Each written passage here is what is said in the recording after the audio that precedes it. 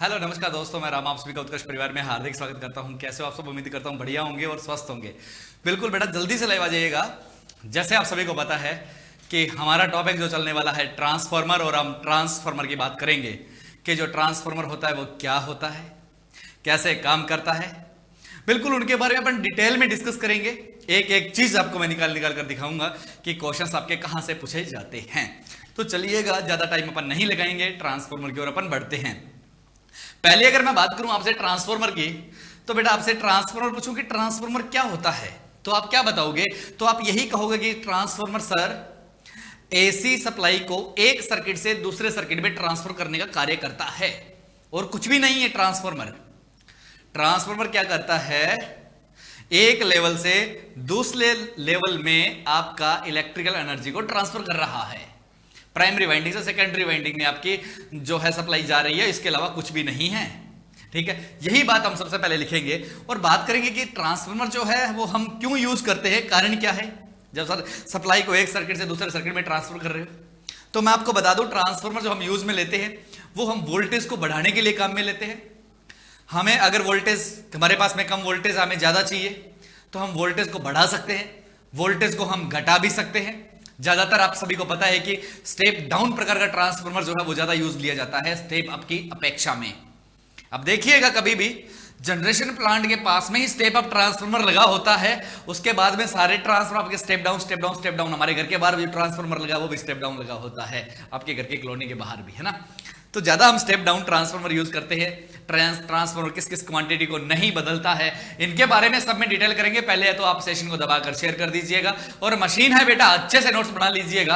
आपको ऐसे ऐसे कॉर्ड्स बताऊंगा मैं मशीन में, जहां से आपके क्वेश्चन जो है वो पूछे जाते हैं। और सभी आप जानते हैं कि एक इलेक्ट्रिकल का जो हार्ट कहलाता है ना, वो मशीन ही होती है, क्योंकि यहीं से क्वेश्चन आपके ज्यादा आते हैं, मोटरों के क्वेश्चंस आपके ज्यादा आते हैं। फिर भी ट्रांसफार्मर तो चलो आपने पढ़ रखा है, बहुत ही अच्छी बात है, लेकिन आगे चलकर हम बात करेंगे ऐसे ऐसे क्वेश्चंस आपको बताऊंगा जहां पर आप अटक जाते हैं, जहां से आपके क्वेश्चन सॉल्व नहीं होते हैं, न्यूमेरिकल क्वेश्चन में आपको प्रॉब्लम आती है। तो चलो उनके बारे में सब में डिटेल में डिस्कस करेंगे, लेकिन आज स्टार्ट कर लेते हैं अपन ट्रांसफार्मर। तो चलिएगा, हेडिंग डाल दीजिएगा ट्रांसफार्मर। अब आपसे पहली बात क्या पूछता है, देखो हमने यहां पर लिखा ट्रांसफार्मर, ट्रांसफार्मर है ना यार। सुनना एक बार के लिए, मैंने कहा कि ट्रांसफार्मर काम क्या करता है, तो आप क्या कहोगे कि ट्रांसफार्मर एसी सप्लाई को एक सर्किट से दूसरे सर्किट में ट्रांसफर करता है। एसी सप्लाई को एक सर्किट से या एक लेवल से दूसरे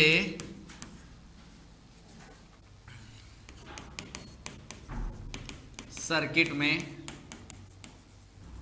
ट्रांसफर करता है। या आप ऐसा लिख सकते हैं कि ऐसी करंट को आपका एक लेवल से दूसरे लेवल में ट्रांसफर करता है। आपसे कभी नहीं पूछेगा ट्रांसफर के बारे में से, ना, लेकिन आप याद रखिएगा एक लेवल से दूसरे लेवल में एनर्जी को ट्रांसफर कर रहा है कौन? ट्रांसफार्मर। या एक सर्किट से दूसरे सर्किट में आपका ट्रांसफर कर रहा है। देखिएगा, सर्किट आपके दो बनते हैं ट्रांसफार्मर में, प्राइमरी का अलग बनता है, सेकेंडरी का अलग बनता है, तो सर्किट हो जाते हैं दो आपके। ये ध्यान से सुन लेना, बताऊंगा आगे चल के आपको।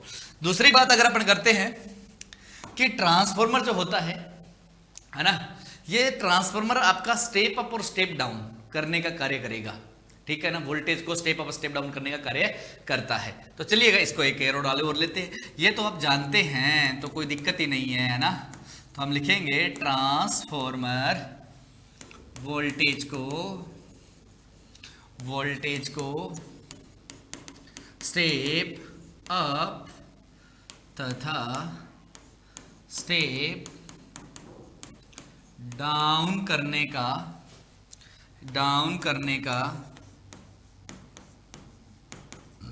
कार्य करता है। आपने कहा सर ठीक है, यह भी अच्छी चीज है। वोल्टेज को कम ज्यादा करेगा तो करंट को कम ज्यादा करेगा, बिल्कुल करेगा। अब आपसे अगर पूछ ले करंट कम ज्यादा करता है क्या? ट्रांसफार्मर करता है। जहां पर वोल्टेज बढ़ता है ना जिस तरफ, उस तरफ करंट कम होती है। जिधर हमारी करंट वोल्टेज कम होता है उधर आपकी करंट ज्यादा रहती है ट्रांसफार्मर में। क्यों भाई, ऐसा क्या कारण है? उल्टा कैसे चलता है सर? ओम के नियम में तो हमारा ऐसा कोई सिस्टम था ही नहीं। हमने तो ओम के नियम में बड़े भर भर के पढ़ रखा है कि जिधर वोल्टेज बढ़ता है उधर हमारा करंट का मान बढ़ जाता है। लेकिन सर आप यहाँ तो उल्टा बता रहे हो, यहाँ तो आप उल्टी बातें कर रहे हो, कह रहे हो कि जिधर हमारा वोल्टेज बढ़ता है उधर करंट का मान घट जाता है। बिल्कुल ट्रांसफर में ऐसा होता है, लेकिन क्यों? क्योंकि आपको पहले जब मैंने ओम का नियम भी पढ़ाया था तो उसमें भी मैंने बड़े अच्छे से आपको बताया था कि मेरे लाडलो, ओम का नियम मैग्नेटिक सर्किट पर लागू नहीं होता। ओम का नियम मशीन में लागू नहीं होता, मशीन में भी मैग्नेटिक सर्किट ही बनता है। ओम का नियम आपका ट्रांसफार्मर पर लागू नहीं होता कि जिधर वोल्टेज बढ़ता है तो उधर करंट का मान बढ़े। लेकिन ऐसा इसलिए होता है ट्रांसफार्मर में कि जिधर वोल्टेज बढ़ी हुई है वहां पर करंट कम होती है, और जिधर वोल्टेज कम होती है वहां पर हमारी करंट ज्यादा होती है। ये इसलिए होता है क्योंकि ट्रांसफार्मर कभी भी पावर को चेंज नहीं करता है। ट्रांसफार्मर में पावर आपकी कभी भी चेंज नहीं होगी, ठीक है ना? तो आज के बाद याद रखिएगा कि ट्रांसफार्मर में पावर नहीं बदलती है। प्राइमरी वाइंडिंग कह दें या हाई वोल्टेज वाइंडिंग या फिर लो वोल्टेज वाइंडिंग, दोनों वाइंडिंग की तरफ अगर अपन बात करें ना तो पावर की वैल्यू जो होती है वो समान ही रहती है। ये बात जरूर याद कर लीजिएगा, ठीक है? तो यहां से आप नोट करके लिख दीजिएगा। देखिएगा ट्रांसफार्मर है ना, वैसे तो हमारी तीन चीजों को नहीं बदल सकता। कितनी? तीन चीजों को कभी नहीं बदलेगा। और वो तीन चीजें कौन सी है? पहले तो पावर देख ली, दूसरी फ्रीक्वेंसी, तीसरी कौन सी है? कमेंट करके बताना कि तीसरी चीज कौन सी है जिसको बदलता नहीं है? फ्लक्स को। फ्लक्स कभी भी कम ज्यादा नहीं होगा, आपका कांस्टेंट फ्लक्स बना रहता है ट्रांसफार्मर, इसीलिए इसको कांस्टेंट फ्लक्स डिवाइस के नाम से भी अपन जाना जाता है। आगे चल के लिखवा देंगे आपको। चलो भाई एक एरो डाल के और लिखो कि ट्रांसफार्मर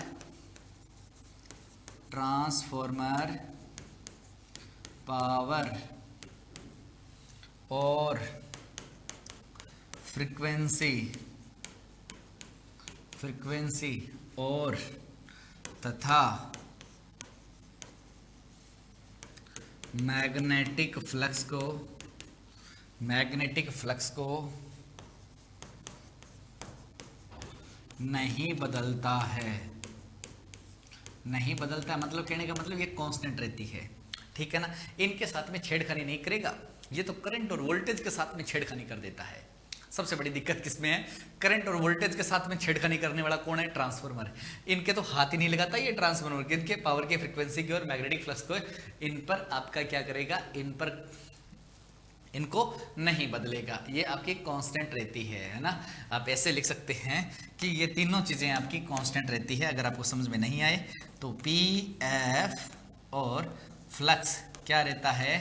कांस्टेंट, नियत रहता है। कांस्टेंट को हिंदी में क्या बोलते हैं? नियत रहता है। ये बात आप याद रखिएगा, बहुत ही ज्यादा इंपॉर्टेंट बात है कि ये चीजें हमारी नियत रहती है भाई। किसमें? ट्रांसफार्मर के अंदर।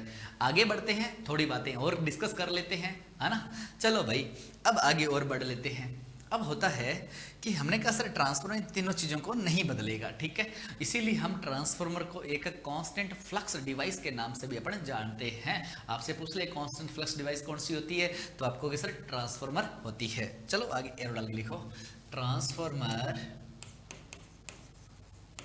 ये दो तीन बातें हैं, फिर अपन पढ़ना स्टार्ट करेंगे ट्रांसफार्मर को। ये मेन बातें जहां से क्वेश्चन आता है। ट्रांसफार्मर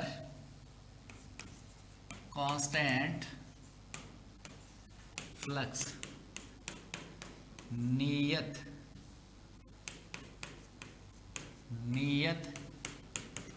फ्लक्स युक्ति या इंग्लिश में लिख दो डिवाइस होती है, ठीक है? अब एक है ना बड़ा पॉपुलर क्वेश्चन हुआ था, पता है आपको? एक क्वेश्चन बड़ा पॉपुलर हुआ था, आपसे एक क्वेश्चन आया यहां से, देखिएगा है कि भाई ट्रांसफार्मर में दो वाइंडिंग होती है, आप सभी जानते हैं ना? तो ट्रांसफार्मर में आप लिख देते हैं कि ट्रांसफार्मर में मुख्य दो भाग होते हैं, ठीक है? आगे चल के देखेंगे किस सिद्धांत पे काम करता है, कैसे करता है, एक एक करके बताएंगे आपको, ठीक है ना?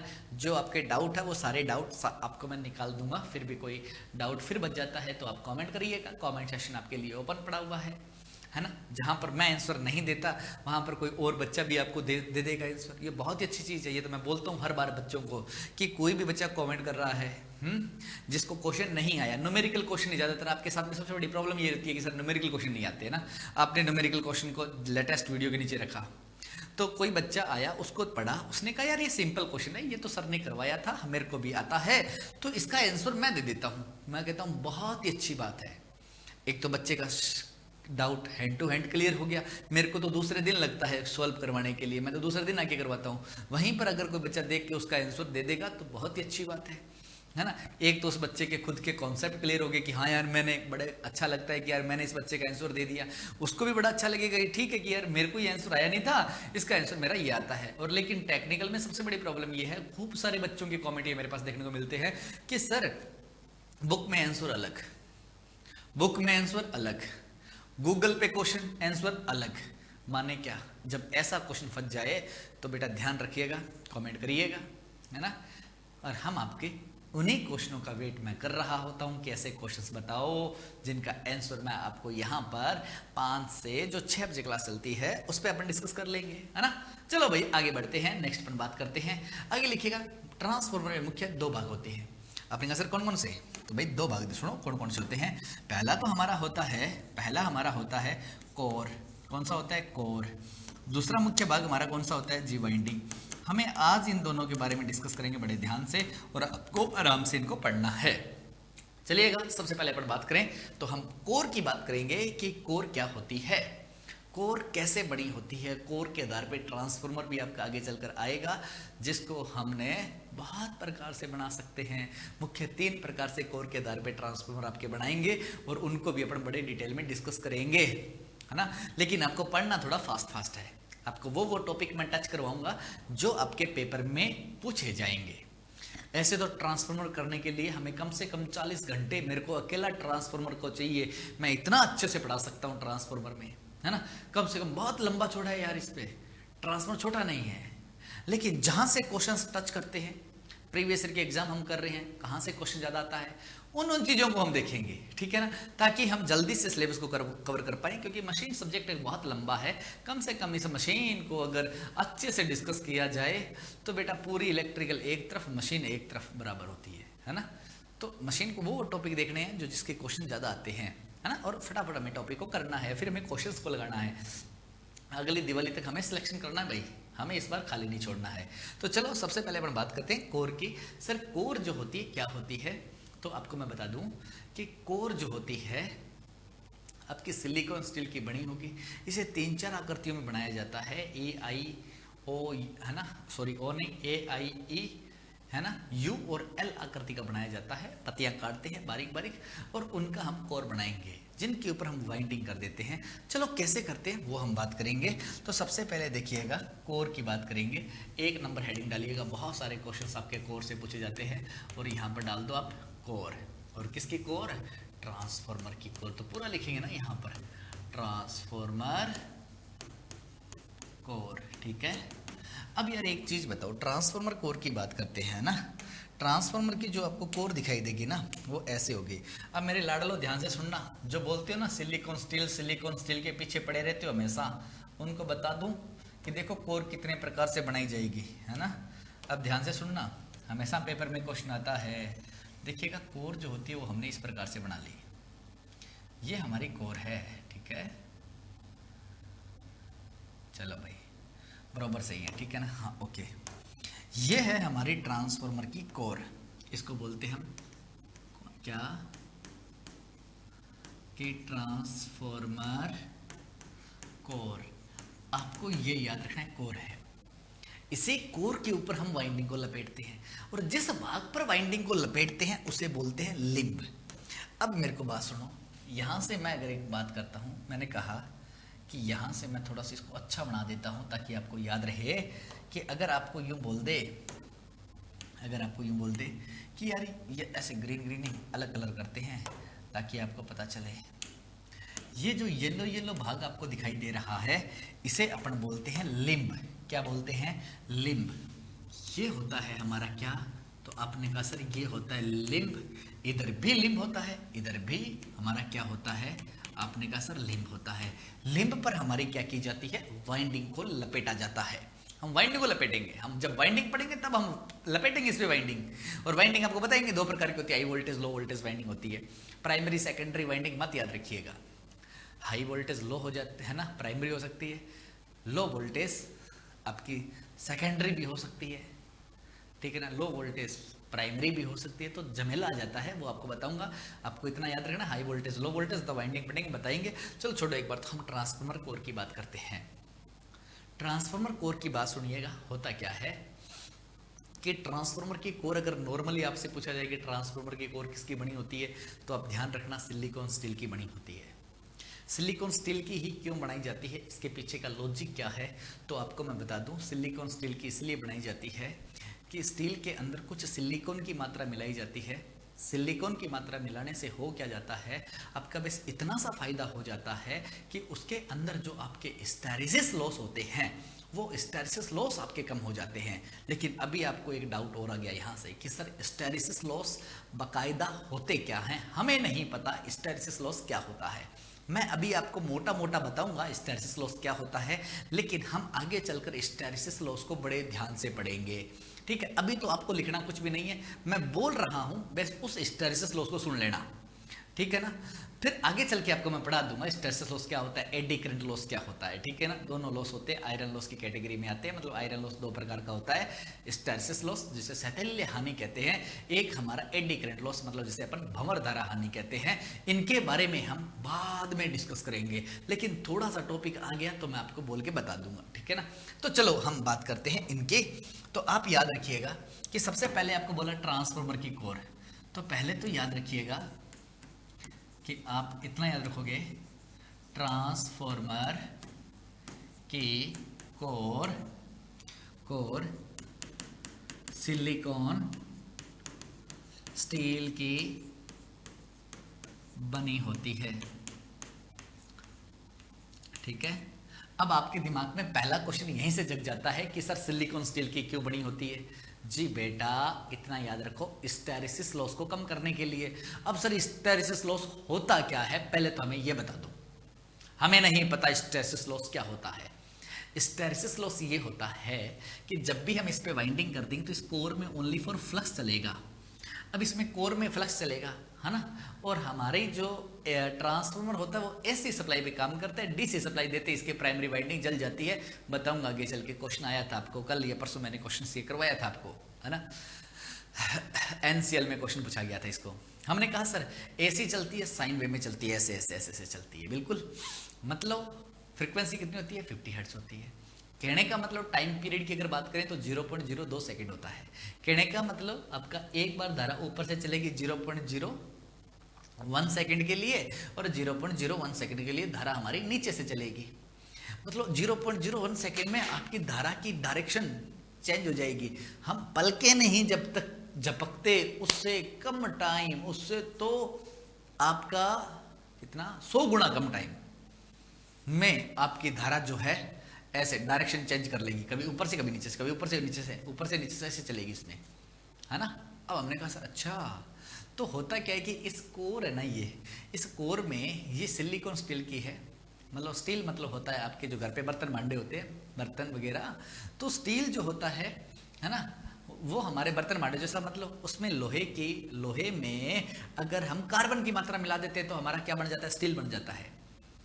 तो अब सर क्या हुआ कि हमें एक चीज बता दो, है कि ऐसा फ्लक्स चलता है, ऐसे फ्लक्स चलता है, तो ये बेचारा एक प्रकार की कोर लोहाई तो है, स्टील का मतलब लोहाई तो होता है ना। तो हमने कहा ठीक है, तो कभी तो इस कोर के चुंबकीय अणु इधर की ओर जाएंगे, चलेंगे, कभी बेचारे वो वापस नीचे से धारा जाएगी तो चुंबकीय अणु ऐसे आएंगे। तो आपस में क्या करते हैं, कोर में जो चुंबकीय अणु है वो आपस में टकरा जाते हैं, टकराने के कारण हीट उत्पन्न होती है, उसे अपन हिस्टैरिसीस लॉस कहते हैं। आगे चल के बताएंगे, बेफिक्र रहिएगा, कुछ नहीं है, इतना याद रखिएगा, है ना, कि ट्रांसफार्मर की कोर सिलिकॉन स्टील की बनाई जाती है। और एक चीज और याद रख लो, यहां से बच्चों की थोड़ी सी दिक्कत ना हो, आयरन लॉस के बारे में थोड़ा सा याद रखो। आयरन लॉस, आयरन लॉस का मतलब होता है लोहा हानि। क्या चीज है, लोहा हानि, इसे नियत हानि के नाम से भी अपन जानते हैं। लोहा हानि जो होती है दो प्रकार की होती है, एक तो होता है हमारा कौन सा, हिस्टैरिसीस लॉस, हिस्टैरिसीस लॉस। और एक होता है हमारा कौन सा, एडी करंट लॉस। ठीक है। अब आपने कहा सर हिंदी में इसे बोलते हैं शैथिल्य हानि, इसे बोलते हैं भंवरधारा हानि। अब सबसे बड़ी प्रॉब्लम पता है क्या आती है ना, हिस्टैरिसीस लॉस जो है एच से स्टार्ट हो रहा है, इसे अपन पी एच से दिखा देंगे, जो हमारा फ्रीक्वेंसी के समानुपाती होता है। ठीक है। और ये जो होता है ना एडी करंट, इसको ई आ रहा है ना, तो पी ई से दिखा दो, ये समानुपाती होता है, फ्रीक्वेंसी के स्क्वायर के प्रोपोर्शनल होता है। ये बात आप याद रखिएगा, ये बहुत इंपॉर्टेंट है। आगे चल के इनके फॉर्मूले लिखाएंगे तब आपको समझ में आ जाएगा। तो आपको पहला क्वेश्चन ये पूछता है, बताओ सिलिकॉन स्टील की कोर क्यों बनाई, सिलिकॉन क्यों डाला। तो आप यूं कहना, हिस्टैरिसीस लॉस को कम करने के लिए सिलिकॉन की मात्रा मिलाई जाती है स्टील के अंदर। ठीक है। तो चलो भाई दूसरी एरो डाल के लिखो यहां से कि ट्रांसफॉर्मर कोर में हिस्टैरिसीस लॉस को कम करने के लिए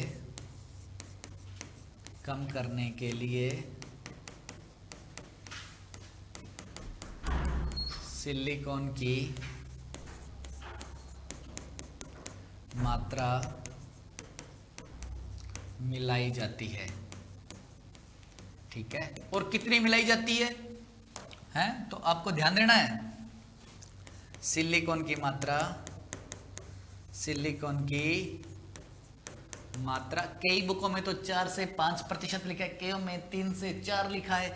तो कितना लिखे, आपसे 4 से 5% याद रखो, है ना। सिलिकॉन की मात्रा 4 से 5% मिलाई जाती है। ठीक है ना। अगर ज्यादा मिला दें तो कोर भंगूर हो जाती है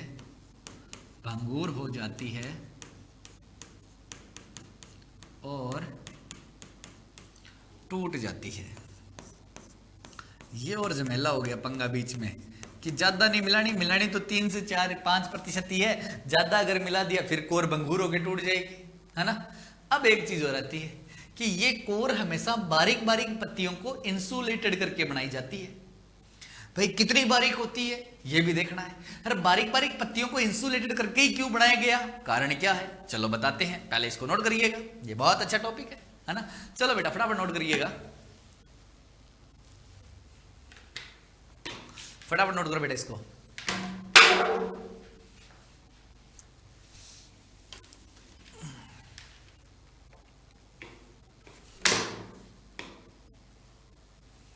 चलो बेटा जल्दी नोट करिएगा।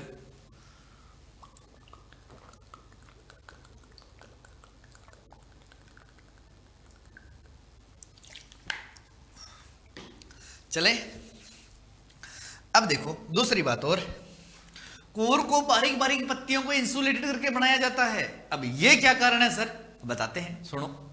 पहली बात लिखो कि ट्रांसफॉर्मर, ये आपको आता होगा, अच्छी बात है, लेकिन सुनो बेटा बहुत ही अच्छे से आगे ट्रांसफॉर्मर बड़े डिटेल में डिस्कस करेंगे तब जरूरी है। ट्रांसफॉर्मर की कोर को बारीक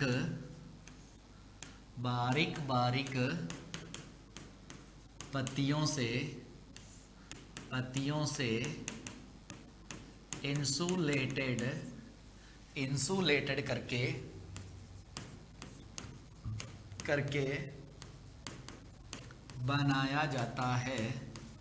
करके बनाया जाता है ताकि एडी करंट लॉस कम हो सके।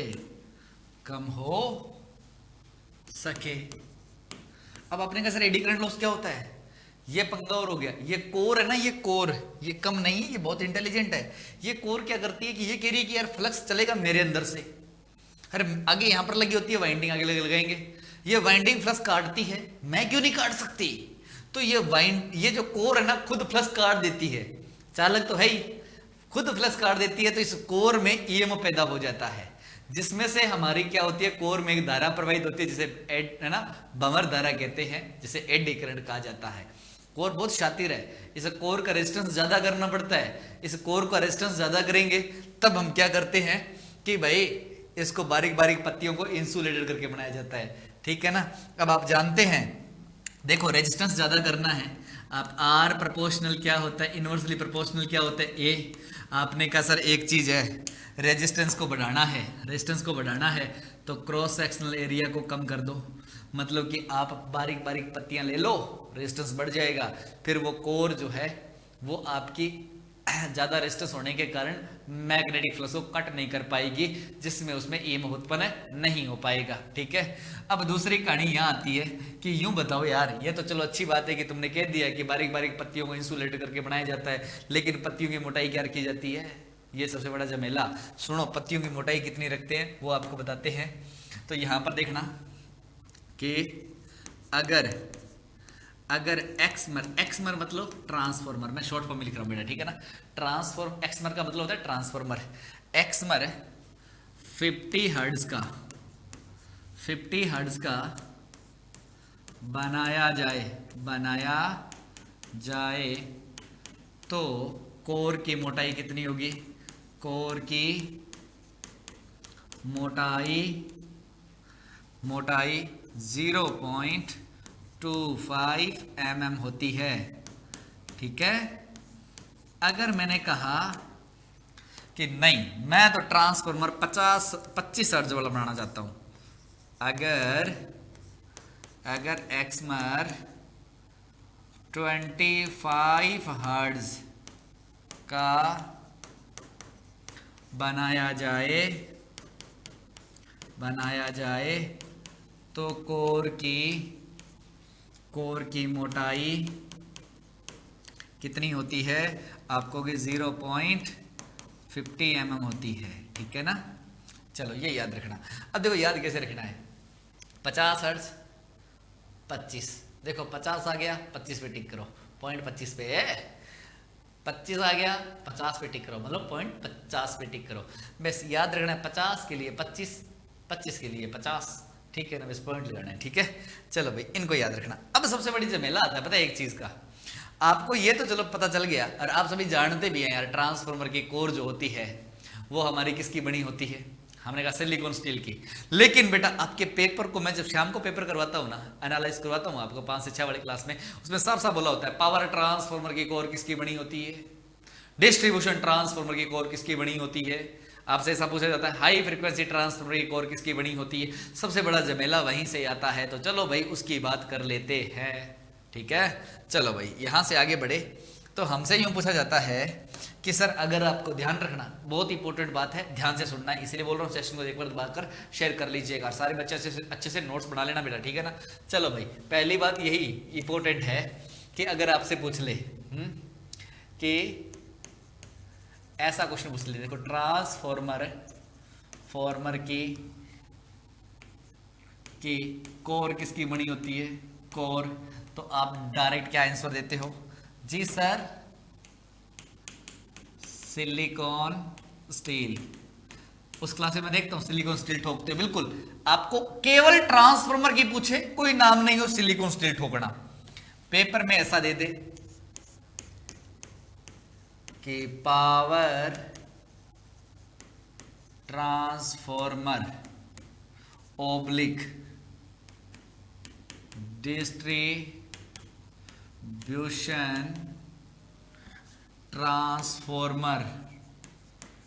ट्रांसफार्मर की कोर किसकी बनी होती है।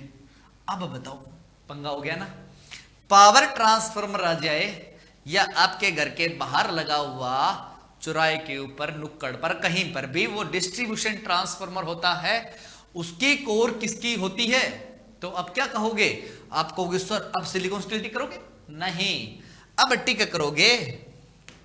CRGO की बनी होती है, CRGO की बनी होती है, CRGO स्टील की बनी होती है, ऐसा लिख दो।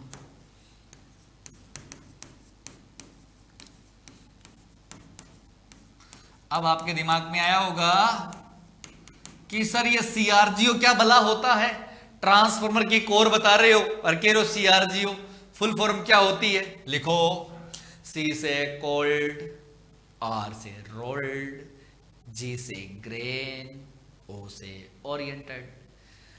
लिखो, cold rolled grain oriented steel की बनी होती है डिस्ट्रीब्यूशन ट्रांसफार्मर की कोर या फिर पावर ट्रांसफार्मर की कोर। ध्यान से सुन लेना, CRGO cold rolled grain oriented की बनी होती है मेरे लाडलो। ओके, आ गया होगा समझ में? हाँ जी, बताओ बेटा, आ गया? कोई दिक्कत यहां तक किसी बच्चे को? कोई प्रॉब्लम नहीं है ना?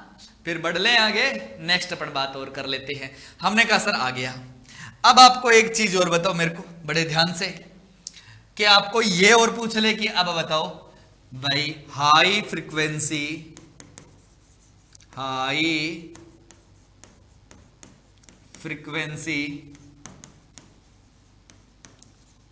ट्रांसफॉर्मर की कोर किसकी बनी होती है? क्या टिकाओगे मेरे लाडलो? हाँ जी, अब बताओ इसका आंसर क्या रहेगा?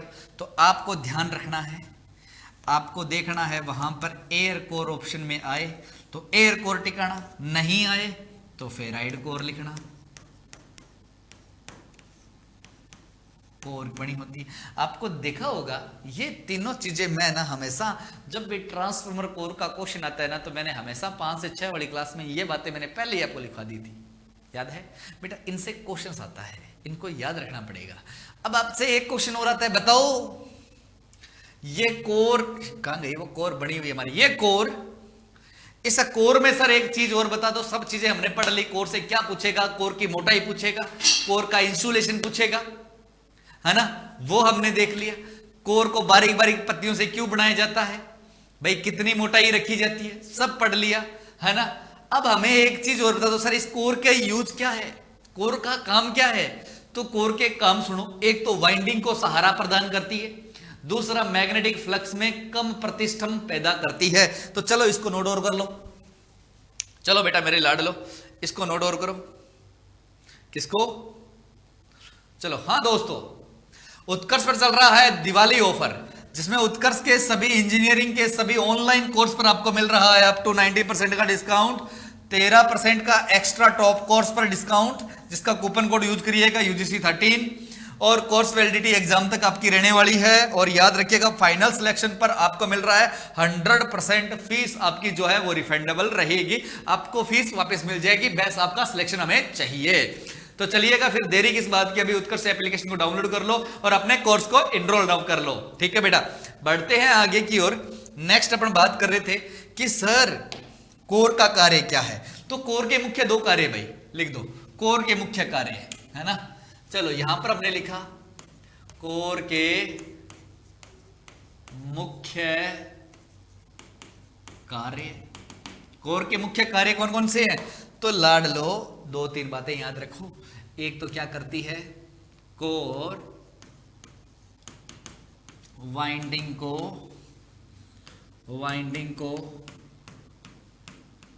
सहारा प्रदान करती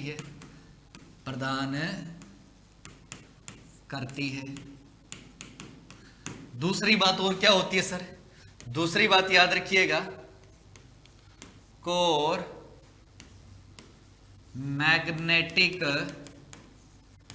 फ्लक्स को कम रिलैक्टेंस का मतलब होता है प्रतिष्ठम पाथ प्रदान करती है। ये याद रखना। आपके समझ में सबसे बड़ी दिक्कत आ गई, प्रतिष्ठम क्या भला है सर? प्रतिष्ठम बताओ भाई, पहले प्रतिष्ठम बताओ, उसके बाद में आप देखना। चलो भाई लिखो, पहले सुनो, नोट डालकर साइड में लिख देना। लिखो, जिस प्रकार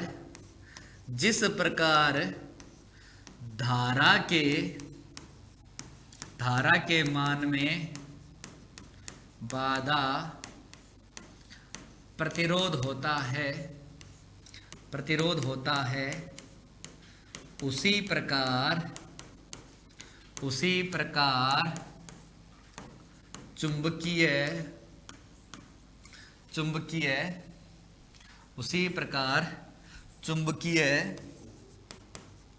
फ्लक्स के मान में बाधा रिलैक्टेंस, या हिंदी में लिख दो प्रतिष्ठम, इसको ऐसे लिखते हैं, प्रतिष्ठम कहलाता है। ठीक है, ये याद रखिएगा।